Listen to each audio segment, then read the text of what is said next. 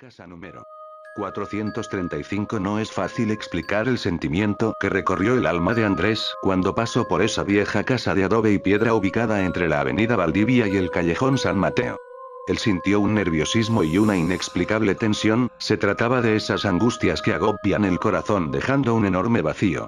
En ocasiones esto sucede cuando distingues en el rostro de un desconocido una seña de familiaridad o cuando te encuentras en una situación que sabes que has vivido antes. Andrés había tenido esta misma sensación porque esa casa, tan desconocida para él, había sido el objeto de sus pesadillas desde que era un niño. Esta casa se encontraba en lo que se denomina el casco viejo de la ciudad. Estas son aproximadamente 5 o 6 manzanos distribuidos alrededor de la plaza principal. Todas construidas, al menos en sus primeras edificaciones, durante la época de la colonia española.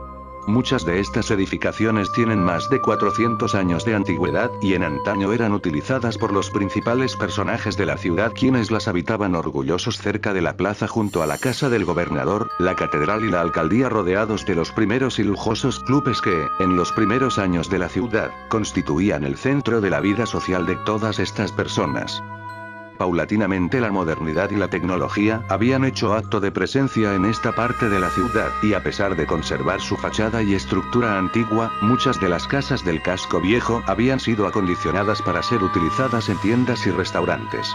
La antigua y solemne apariencia de estos resabios de la colonia, ahora se veían cubierta de cables, antenas de televisión, latas de conserva utilizadas improvisadamente como macetas y otro centenar de artilugios y basura que los nuevos días traían consigo. Andrés había pasado por la casa No. 435, ubicado en la intersección de la calle Valdivia con el callejón San Mateo, durante varios meses. Era parte de su ruta de regreso a casa después de trabajar. Pero nunca había puesto atención a esa casa en particular. Sin embargo, un día después de que Andrés tomara el autobús para ir a almorzar, él pasó por esa vieja casa y casualmente posó su mirada sobre ella. Cuando la vio notó una puerta que siempre se encontraba abierta dando paso a una pequeña tienda. Curiosamente, ese día se encontraba cerrada. El fugaz vistazo de esa puerta, negra con el mismo tosco acabado, con las mismas bisagras y el mismo candado con el que fue construido medio siglo atrás y con el que había soñado durante tanto tiempo, lo impactó. Una desagradable sensación lo invadió, un sentimiento de descubrir por primera vez un lugar que se esconde en lo más recóndito de tu subconsciente. Él nunca había entrado a esa vieja tienda, no obstante sentía que ya había estado ahí, un aire de una recóndita familiaridad lo atraía a ese lugar. Andrés no quedó tranquilo después de esa experiencia y se dispuso a visitar el lugar para aclarar su cabeza. Escogió una mañana de sábado, en la que no tenía nada que hacer, para ir a explorar esa zona. El autobús lo dejó en la misma acera en la que se encontraba la casa, pero Andrés decidió investigar los alrededores de esta para intentar dilucidar por qué ese lugar había pasado desapercibido para él por tanto tiempo. La amplia avenida Valdivia era una de las más concurridas de la ciudad, pero en esa mañana eran muy pocos los autos que pasaban. El callejón San Mateo, la calle contigua, había recibido ese nombre por un seminario ubicado al final de la calle. Esta parte de la ciudad tenía una historia diferente, era un barrio con mala fama. El callejón tenía las casas más derruidas de la zona, las cuales servían de librerías y tienda de antigüedades, que en la noche se convertían en bares y cafés nocturnos. Existía la creencia de que pasar por estos lugares por la madrugada traía mala suerte. Al lado de la casa No. 435, había una clínica espiritual a la cual Andrés nunca había entrado, pero desde la calle se podía apreciar un letrero en blanco y negro con la imagen de una mujer, una viaje curandera que se ganaba la vida de medium y curando enfermedades con la ayuda de espíritus. Andrés lo pensó por un rato y no pudo recordar una época en la que esa clínica no estuviera ahí, parecía tan vieja como las mismas edificaciones. Después de un corto recorrido por la periferia, Andrés puso su atención en la casa No. 435 y en la puerta que tanto lo había asombrado hace unos días. Era una casa antigua de un solo piso con una ventana sin marco como único detalle.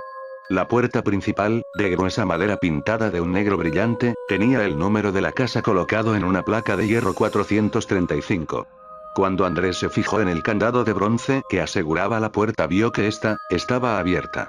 Por un sentido de seguridad e intuición sabía que no debía entrar a una casa sin ser invitado por su propietario, pero al estar la puerta abierta y al ser, supuestamente, una tienda de abarrotes, Andrés podría tener una excusa si es que alguien lo atrapaba adentro, por lo que, se introdujo al interior de la casa. La primera planta estaba conformada por un reducido cuarto, tan pequeño que con solo dar un par de pasos se podía recorrer toda la habitación.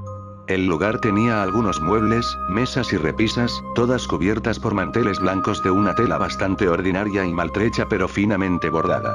Sobre estas mesas había fotografías antiguas junto con otros objetos que le hicieron recordar a Andrés la casa de su abuela, fallecida hace algunos años.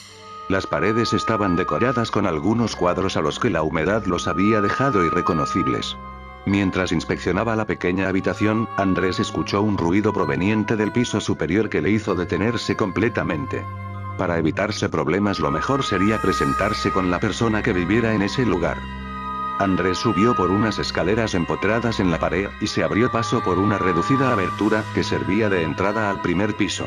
Mientras lo hacía, Andrés saludó a la persona que pensó que estaba en la habitación superior, pidiendo disculpas por estar en su casa, pero al llegar al piso de arriba Andrés vio que no había nadie.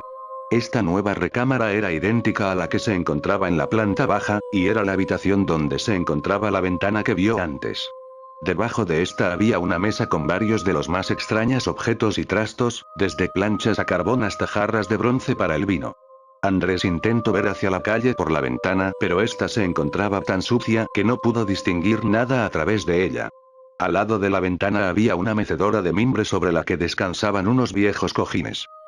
La única cosa que resaltaba en esa residencia era un fuerte olor a humedad y suciedad. Andrés se sentó en la mecedora un poco mareado. Mientras se reponía, intentaba recordar por qué un lugar así lo había atraído con tanta fuerza. Pensó que lo mejor sería irse, no había nada de interés en ese lugar. Fue entonces cuando Andrés reparó en una puerta frente suyo, no la había visto al subir. Se acercó y pasó a través de ella. Apareció un largo y oscuro pasillo con unas gradas de cemento que iban en ascenso. Andrés se sorprendió por el tamaño del pasillo, aunque después recordó que antes de la independencia el gobernador mandó conectar entre sí todas las casas que componían el casco viejo por si se daba la eventualidad de tener que salir escapando cuando atacaran los patriotas. Mientras caminaba por el pasillo, Andrés tuvo que detenerse un par de veces para no vomitar. Un olor pestilente carcomía el interior del túnel y contaminaba todo el aire del lugar. Tal vez fue por esta sensación que Andrés perdió la noción del tiempo mientras lo recorría. Para él habían pasado varias horas en ese túnel. Cuando llegó al final, Andrés se imaginó que salía del pútrido estómago de un lobo cuyas fauces esperaban volver a tragarlo el momento en que saliera por su boca. La puerta que se encontraba al final de ese túnel era similar a los grandes portones de las catedrales, y Andrés imaginó que la casa NRO 435 debía estar conectada con el seminario San Mateo. Abrió un poco la puerta y se asomó tímidamente. Frente a él se extendía un amplio balcón abierto que daba a un jardín y que dejaba entrar los rayos del sol. Andrés corrió hacia la orilla del balcón para respirar aire fresco y se mantuvo varios minutos con los ojos cerrados, deslumbrado por la fuerte luz del mediodía. Cuando se sintió mejor, inspeccionó este nuevo entorno. Frente a él había grandes habitaciones cerradas con delgadas puertas de madera. Como no había nadie en los alrededores, Andrés se aproximó a una de las habitaciones, abrió la puerta unos cuantos centímetros y miró por la rendija. Había una decena de camas amontonadas una al lado de otra. En cada cama, agolpados como crías de perro, había varios ancianos cubiertos de horribles pústulas y llagas. Un denso hedor a orines y pus le golpeó la cara y lo obligó a alejarse de la puerta. Es posible que Andrés hiciera un poco de ruido al cerrar la puerta, o que alguno de los ancianos lo haya visto espiar, porque en cuanto Andrés volvió a la orilla del balcón escuchó el desgarrador y horrible grito de uno de esos ancianos.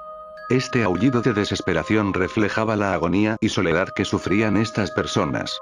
Pronto se fueron uniendo a ese siniestro lamento cada uno de los agonizantes cuerpos que había en ese lugar.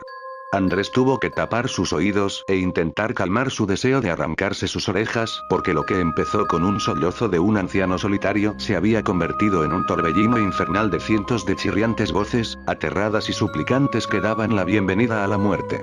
Andrés no pudo soportar ese sufrimiento mucho tiempo, y cuando recobró algunas de sus fuerzas cruzó por la puerta por la que había entrado y corrió por el pasillo hasta llegar a la casa NRO 435. Pero cuando salió atropelladamente a la habitación, con toda la intención de salir de ese lugar y nunca regresar, tuvo que detenerse porque había alguien ahí, sentada en la mecedora. Era otra anciana, traía puesto un vestido negro que le cerraba hasta el cuello, era medio calva y algunos grises y mugrientos cabellos le cubrían la cabeza, entre las arrugas de su cara tenía una verruga que nacía a un lado de su ojo cubriéndolo parcialmente. La anciana le dirigió una desdentada sonrisa y el muchacho todavía asustado le preguntó torpemente quién era ella. Ella se presentó como la boticaria del pueblo y le mostró la mercancía que tenía en una mesa, un muy variado conjunto de hierbas, aceites y bálsamos de los más extravagantes colores y aromas. Andrés solo reconoció una hierba que olía como manzanilla y como acto de buena fe, queriendo quedar bien con la anciana para poder visitarla en otra oportunidad, Andrés se guardó un bálsamo de la mesa y le pagó a la señora con un billete de 50 pesos. La anciana miró desconcertada el billete y después de examinarlo se lo devolvió a Andrés, diciéndole que se llevara la pomada, pero que volviera con dinero de verdad en su próxima visita. Extrañado por el comportamiento de la anciana, Andrés bajó la escalera y salió a la calle. Es difícil poner palabras a lo que sintió Andrés cuando vio lo que lo rodeaba. Basta decir que desde ese día y por el resto de su vida, él maldijo con todas sus fuerzas el haber entrado a esa casa porque ahora, al ver los carruajes jalados por imponentes córceles, las mujeres caminando con sus lujosos vestidos, los hombres caminando con aparatosos sombreros y bastones, se dio cuenta que ahora se encontraba totalmente solo en un mundo 500 años en el pasado.